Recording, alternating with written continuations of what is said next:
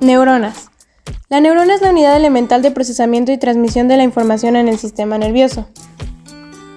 Las neuronas tienen la capacidad de transportar información eléctrica, conectarse entre sí y transducir, es decir, transformar la información de afuera hacia adentro, ya que los estímulos en la información de la realidad se van a información eléctrica. Tiene dos componentes, la parte anatómica y la parte fisiológica. En la parte fisiológica encontramos a las neuronas sensoriales, que reciben la información de afuera y hacen transducción sensorial, después a las interneuronas, que conectan la información sensorial motora, y por último a las neuronas motoras, que hacen movimientos mediante la contracción de músculos, y la secreción también. Y por otro lado, en la parte anatómica de la neurona encontramos la estructura básica de la neurona, que contiene el soma, el axón y las dendritas, y al mismo tiempo el dogma central de la biología. El dogma central de la biología es la información genética que fluye en una sola dirección, del ADN al ARN, y de esta a la proteína o del ARN directamente a la proteína. Núcleo. Es la parte central de la neurona. Se encuentra situada en el cuerpo celular y se encarga de producir energía para el funcionamiento de la neurona. Las dendritas son como los brazos de la neurona y forman pequeñas prolongaciones ramificadas que salen de las diferentes partes del soma de la neurona, o sea, el cuerpo celular. Su función principal es la recepción de estímulos provenientes de otras neuronas.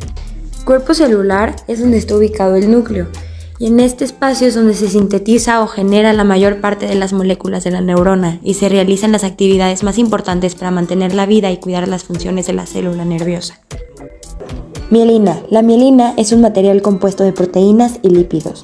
Se encuentra formando vainas alrededor de los axones neuronales, lo que permite protegerlos. Terminal de los axones. Se encuentra al final del axón de la neurona, dividido en terminales cuya función será la unión con otras neuronas y así poder formar la sinapsis. Nodo de Rambier.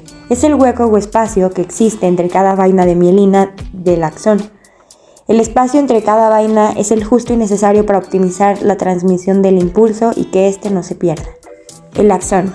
Es una fina y alargada fibra nerviosa envuelta de vainas de mielina que se encarga de transmitir las señales eléctricas desde el soma de la neurona hasta los botones terminales. Neuroglía. Son varios tipos de células cuya función principal es proporcionar soporte a las neuronas, las células del tejido nervioso. El astrocito se encarga principalmente de nutrir y limpiar y dar soporte a las neuronas. El oligodendrocito se encarga principalmente de cubrir la mielina de los axones del sistema nervioso central, aunque también cumple funciones de sostén y unión. Microglía se encarga principalmente de la respuesta inmune, eliminación de residuos y de mantener la homeostasis de la neurona. La célula de Schwann se encarga principalmente de cubrir la mielina de los axones del sistema nervioso periférico, como se ve en la imagen. Y por último, el ependimocito se encarga principalmente de cubrir los ventrículos cerebrales y la parte de la médula espinal. En la estructura externa de la neurona vamos a tener el soma y las neuritas. En las neuritas se van a encontrar las dendritas, axones y el botón terminal. En la estructura interna de la neurona se va a encontrar la membrana, el citoplasma y el citoesqueleto. En el citoplasma vamos a encontrar el núcleo, mitocondrias, lisosomas, aparato de Golgi y retículo endoplasmático. El impulso nervioso o eléctrico es una señal que se transmite de neurona en neurona y que tiene como finalidad pasar la información sensitiva o motora hasta llegar a la estructura del cuerpo donde se generó el estímulo desencadenante. También son ondas de actividad eléctrica que progresan a lo largo de la neurona sin decremento. El impulso nervioso viaja a través de la membrana del axón como una potencial de acción eléctrica hasta el terminal de axón.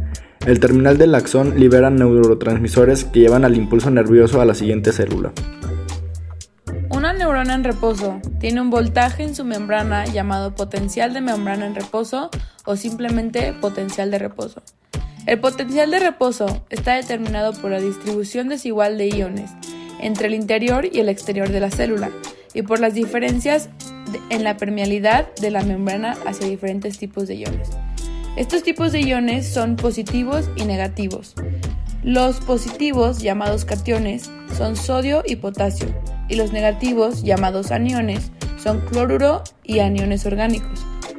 Los iones se desplazan por sus gradientes mediante canales. lo que conduce a una separación de cargas que crea el potencial de reposo. La membrana es mucho más permeable a potasio que a sodio. En la mayoría de las neuronas en reposo, la diferencia de potencial de la membrana es entre 30 a 90 milivoltios, con el interior de la célula más negativo que el exterior. Es decir, las neuronas tienen un potencial de membrana en reposo entre menos 30 milivoltios a menos 90 milivoltios. Si el potencial de membrana se vuelve más positivo que el potencial de reposo, se dice que la membrana se despolariza. Si el potencial de membrana se vuelve más negativo que el potencial de reposo, se dice que la membrana se hiperpolariza. La bomba de sodio-potasio pasa por ciclos de cambios de forma para ayudar a mantener un potencial de membrana negativo. En cada ciclo, 3 iones de sodio salen de la célula, mientras que entran 2 iones de potasio. Estos iones viajan en contra de su gradiente de concentración, por lo que este proceso requiere ATP. Un potencial de acción se define como un cambio repentino, rápido, transitorio y que propaga en el potencial de membrana en reposo. Solo las neuronas y las células musculares son capaces de generar un potencial de acción. Cuando un estímulo cambia el potencial de membrana alcanzando o superando el umbral de excitación. El umbral a menudo se ubica entre menos 50 a menos 55 milivoltios. El potencial de acción obedece a lo que conocemos como ley del todo o nada. Esto significa que cualquier estímulo por debajo del umbral no provocará reacción alguna, mientras que estímulos que alcancen o superen el umbral generarán una respuesta completa en la célula excitable. Un potencial de acción tiene 3 fases: despolarización, repolarización e hiperpolarización. Comienza con la membrana en reposo. Después tenemos la despolarización, que es el incremento inicial del potencial de membrana hasta el valor del umbral de excitación. El potencial de excitación abre los canales de sodio activados por el voltaje y esto produce que ingresen iones de sodio. Este llega a su pico de positividad extrema. Después, la permeabilidad al sodio disminuye debido al cierre de sus canales. Esto nos lleva a la repolarización, donde se abren canales de potasio, lo cual provoca una salida de iones de potasio, disminuyendo la electropositividad de la célula. El propósito de esta fase es restaurar el potencial de membrana en reposo. La repolarización siempre lleva primero a una hiperpolarización, que es un estado en el cual el potencial de membrana es más negativo que el potencial de membrana en reposo, pero poco a poco la célula nuevamente restablece su potencial normal de membrana. El periodo refractario se define como el lapso de tiempo posterior a la generación del potencial de acción, durante la cual la célula excitable no puede producir otro potencial de acción. Existen 2 fases dentro de este periodo: el periodo refractario absoluto y el periodo refractario relativo. Un pequeño resumen sería: un potencial de acción puede ser causado por un estímulo que alcanza o supera el umbral de una neurona, constando de sus 3 fases. El potencial de acción se propaga a lo largo de la membrana celular de un axón hasta que éste alcance el botón terminal. Una vez que esté despolarizado, libera un neurotransmisor hacia la hendidura sináptica. El neurotransmisor se liga a sus receptores en la membrana postsináptica de la célula diana, generando una respuesta en ella en términos de excitación o inhibición. Los potenciales de acción se propagan más rápidamente a lo largo de los axones más gruesos y mielinizados. Luego de que se genere un potencial de acción, una neurona es incapaz de generar un nuevo potencial hasta que el periodo refractario haya llegado a su fin. El periodo refractario se define con el breve momento en el que la membrana pasa de ser totalmente insensible ante un segundo estímulo a recuperar de nuevo su sensibilidad. No puede producir otro potencial de acción. Este proceso consta de 2 periodos: refractario absoluto y refractario relativo. El periodo refractario absoluto se aplica con la despolarización y una parte de la repolarización. No puede generarse un potencial de acción durante la despolarización porque los canales de sodio activos han estado abiertos y en la repolarización los canales de sodio están inactivos. Este periodo termina cuando los canales de sodio recuperen su inactividad y comienza el periodo refractario relativo. El periodo refractario relativo es el lapso de tiempo durante el cual la generación de un nuevo potencial de acción es posible, pero solo en respuesta a un estímulo por encima del umbral. Este periodo se supone con el tercio final de la repolarización. La sinapsis es la conexión funcional de dos neuronas. Su finalidad es crear un potencial postsináptico excitatorio para crear una inhibición o excitación. La estructura básica de la sinapsis está compuesta por una neurona presináptica, la que envía el mensaje, una neurona postsináptica, la que recibe el mensaje, y la hendidura sináptica. A continuación veremos los pasos de la sinapsis. 1. El viaje de las vesículas del soma al botón terminal. Recordemos que las vesículas es donde se lleva a cabo el almacenamiento y el transporte del neurotransmisor. Los neurotransmisores se sintetizan en el aparato de Golgi y se empaquetan en forma de vesículas. Estos se transportan del soma al axón, lo que se llama transporte axoplásmico retrógrado. Aquí es donde las vesículas viajan a través de los microtúbulos para llegar al botón terminal. 2. Viaje del impulso nervioso por el axón hasta el botón terminal. Recordemos que el impulso nervioso es el que transporta el potencial de acción. Es la condición previa para la sinapsis. 3. Apertura de los canales iónicos de calcio. En este paso entra el calcio en la neurona presináptica. Cuando llega el impulso nervioso produce una despolarización y el canal iónico, que es dependiente del voltaje, se abre. 4. El calcio se une a las vesículas. Una vez dentro de la neurona se adhiere a la vesícula por su carga. 5. La vesícula viaja hasta la membrana presináptica y se acopla con forma de omega. El calcio funciona como puente de fusión entre la membrana presináptica y la membrana de la vesícula con forma de omega para crear un porte de fusión. 6. El neurotransmisor es liberado al espacio sináptico. El neurotransmisor sale de la vesícula. 7. El neurotransmisor se esparce por el espacio sináptico y llega a la membrana postsináptica. Algo muy importante a recordar es que el neurotransmisor solo toca la membrana postsináptica, nunca la penetra. 8.1.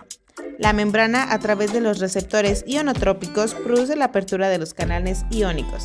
De forma directa, el neurotransmisor llega y toca el receptor ionotrópico. Estos canales son dependientes de receptores químicos. 8.2. La membrana, a través de receptores metabotrópicos, produce la apertura de los canales iónicos a través de la proteína G y segundos mensajeros, esto de forma indirecta. Sucede cuando el neurotransmisor llega y toca el receptor. El receptor activa la proteína G, la cual activa el segundo mensajero, y este segundo mensajero por dentro de la neurona va a producir la apertura del canal iónico. 9.1. Se abren los canales iónicos de sodio provocando un potencial postsináptico excitatorio. Este es dependiente de la despolarización.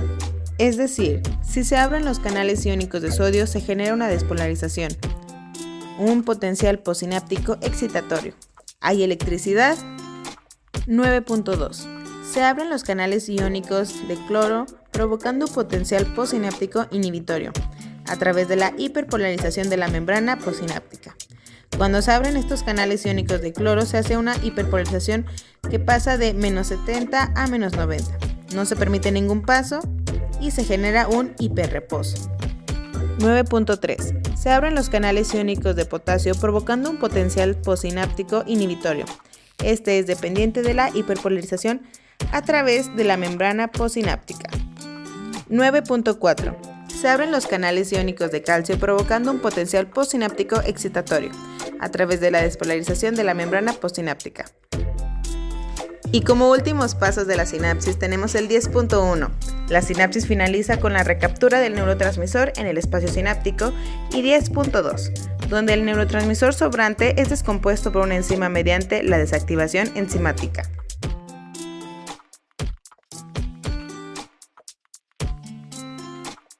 Neurotransmisores. Los neurotransmisores son sustancias químicas que son liberadas por un botón terminal. Ejerce efecto excitatorio o inhibitorio sobre otra neurona. Es el diferenciador entre los tiempos de sinapsis. Su función es inhibir o excitar. Acetilcolina. La acetilcolina es el principal neurotransmisor. Sirve para los movimientos musculares y a sus sinapsis se le llama colinérgicas. El efecto psicológico que causa es el sueño. Los sistemas son la región dorsolateral, prosencéfalo basal y el septum medio. Efectos físicos son los movimientos musculares. Sus patologías asociadas son la demencia, el Alzheimer, el insomnio y el sonambulismo. Tiene dos tipos de receptores, los nicotínicos, que son ionotrópicos, y los muscarínicos, que son metabotrópicos. Las sustancias que generan más sinapsis se llaman agonistas y contienen la nicotina y la agonista colinérgica. Y las sustancias que generan menos sinapsis de un neurotransmisor son las antagonistas. Y tenemos toxina butolínica, antagonista colinérgico, veneno de araña viuda negra y belladona. Dopamina. La sinapsis de la dopamina se llama dopaminérgica. Para que exista un proceso metabólico deben haber precursores, y en este caso es la L-dopa, para luego convertirse en dopamina.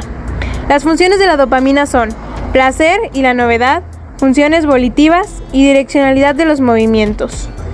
Hay 4 sistemas dopaminérgicos. El primero es el sistema nigroestriatal, el segundo es el sistema mesolímbico, el tercero es el sistema mesocortical y el cuarto es el sistema tuberoinfundibular. En las sustancias agonistas tenemos el aumento de la sinapsis de dopamina y la agonista dopaminérgico, cocaína y metilfenidato y apomorfina. En las sustancias antagonistas tenemos a la reseprina y a la clorpromacina y clozapina. Epinefrina y norepinefrina. Su sinapsis será llamada noradrenérgicas. Cuenta con un sistema principal y el efecto psicológico que tendrá será el estado de alerta. El efecto físico, la hipervigilancia. Sus receptores son alfa 1, alfa 2, beta 1, beta 2 y beta 3. La patología asociada serán las fallas de concentración y la droga que altera su dinámica serán la antagonista ácido flusárico, la antagonista mocloblemida y clonidina. La serotonina. Su sinapsis será llamada serotoninértica. El efecto psicológico que tendrá será la regulación del estado de ánimo. Su efecto físico será el control de la ingesta de alimentos, sueño y regulación del dolor. La patología asociada será los problemas de control de impulsos. Entre las drogas que alteran su dinámica, las antagonistas serán PCP y las agonistas serán LSD y éxtasis. Opioides. Su nombre viene de que tienen los mismos efectos analgésicos que el opio, una sustancia adictiva famosa por los efectos que tiene de relajación. En este sentido, los peptoides opioides son moléculas sintetizadas por nuestro propio cuerpo que conducen a este adormecimiento del sistema nervioso. Los opioides son imprescindibles en nuestro cuerpo ya que nos ayudan a reducir las sensaciones de dolor. Sin embargo, debemos de tener mucho cuidado ya que puede generar una drogodependencia. Se vuelve adictivo en el cerebro, no solamente la droga en sí, sino la producción en masa de estos neurotransmisores y a los efectos analgésicos de relajación que provocan. La anandamina es un compuesto que fabrica nuestro organismo. Curiosamente, esta sustancia tiene propiedades muy similares a las del THC, que es el principio activo de la marihuana. Por eso muchos dicen que este neurotransmisor es una marihuana natural que produce nuestro cuerpo. Tiene un efecto similar sobre el cuerpo al de la marihuana. Su acción básicamente es relajar, calma y regula el sistema cardiovascular. También genera una sensación de felicidad. Se sintetiza en el cerebro, asociada con las zonas de memoria, procesos cognitivos superiores, la motivación y el control de movimiento. Se piensa que podría ser una buena ayuda terapéutica para los adictos psicoactivos, y la mejor manera de incrementar los niveles de anandamina es comiendo chocolate negro. El glutamato es el neurotransmisor excitador más abundante en el cerebro. La neurotransmisión glutamatérgica está implicada y regula sistemas motores, sensitivos y cognitivos. Igualmente desempeña un papel primordial en la plasticidad sináptica. GABA, ácido gamma-amino butílico, principal inhibidor del sistema nervioso. Sinapsis de GABA, GABAérgicas. Para que exista un proceso metabólico debe haber precursores que es glutamato, para luego convertirse en GABA. Las funciones de GABA son excitar y está involucrado con el aprendizaje. Si GABA no existiera, tendríamos actividad eléctrica elevada que es similar a las convulsiones. Hay GABA en todos lados, mayormente en el cerebelo y la corteza. Los agonistas de GABA son el alcohol etílico, la benzodiazepina y barbitúricos. Y las patologías de GABA son desinhibición, ansiedad e epilepsia. La adenosina es un nucleósido púrico endógeno con efecto dromótropo negativo en el nódulo aureoventricular. Al disminuir la conducción en este punto, puede interrumpir los circuitos de reentrada en los que participa dicho nódulo.